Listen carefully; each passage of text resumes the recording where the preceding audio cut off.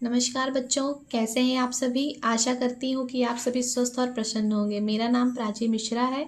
आज की इस कक्षा में हम हिंदी साहित्य के एक अत्यंत महत्वपूर्ण विषय अलंकार का अध्ययन करेंगे।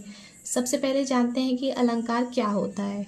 ठीक है, जिस प्रकार आभूषण किसी व्यक्ति की सुंदरता बढ़ाते हैं, उसी प्रकार भाषा और कविता की शोभा बढ़ाने वाले तत्वों को अलंकार कहते हैं। अलंकार मुख्यतः कितने प्रकार के होते हैं? 2 प्रकार के होते हैं, शब्दालंकार और अर्थालंकार। शब्दालंकार क्या होते हैं? तो शब्दालंकार में शब्दों की सुंदरता और ध्वनि का महत्व होता है।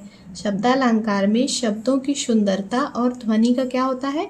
एक महत्व होता है। इसके प्रमुख प्रकार होते हैं जैसे अनुप्रास अलंकार, यमक अलंकार और श्लेष अलंकार। अर्थालंकार क्या होता है? अर्थालंकार में शब्द नहीं होता है बल्कि अर्थ की सुंदरता महत्वपूर्ण होती है। अर्थालंकार में शब्द नहीं बल्कि अर्थ की सुंदरता क्या होती है? महत्वपूर्ण होती है। इसके प्रमुख प्रकार हैं जैसे उपमा अलंकार है, रूपक अलंकार है, उत्प्रेक्षा अलंकार है, अतिशयोक्ति अलंकार है, मानवीकरण है, विरोधाभास है, विभावना अलंकार है। इसी प्रकार के बहुत सारे अन्य अलंकार जो होते हैं अर्थालंकार में आते हैं।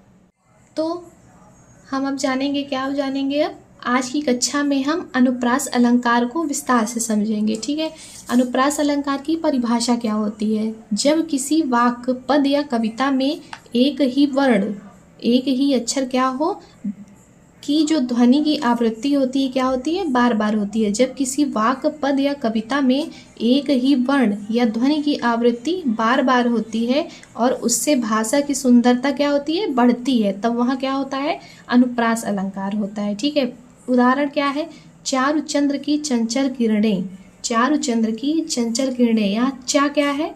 चा वर्ण की ध्वनि की क्या है? बार बार आई है, इसलिए यहाँ क्या है? अनुप्रास अलंकार है। सेकंड क्या है? कल कल करती कलियां खिली। यहाँ का ध्वनि की पुनरावृत्ति क्या हुई है? बार बार हुई है। ठीक है, कल कल करती कलियां खिली, तो यहाँ क्या है? का ध्वनि की पुनरावृत्ति हुई है, इससे यहाँ भी क्या होगा? अनुप्रास अलंकार होगा। अब आप भी बताइए, मधुर मधुर मेरे दीपक जले, यहाँ पे क्या है? इसमें कौन सी ध्वनि बार बार आ रही है? इसमें क्या हो रही है? म ध्वनि क्या हो रही है? बार बार आ रही है, इसलिए यहाँ भी क्या होगा? अनुप्रास अलंकार होगा। तो आप बताइए, आज हमने क्या सीखा? अलंकार भाषा की सुंदरता बढ़ाते हैं। अलंकार 2 प्रकार के होते हैं, शब्दालंकार और अर्थालंकार। शब्दालंकार के प्रमुख प्रकारों तथा अलंकारों के प्रमुख प्रकारों के क्या हमने जाने? नाम जाने। अनुप्रास अलंकार की परिभाषा और उदाहरणों को विस्तार से समझा। ठीक है, तो आशा करती हूँ कि आज का विषय आपको अच्छी तरह समझ में आया होगा। धन्यवाद बच्चों। अगली कक्षा में हम किसी अन्य अलंकार को इसी प्रकार सरल और रोचक ढंग से पढ़ेंगे। नमस्कार।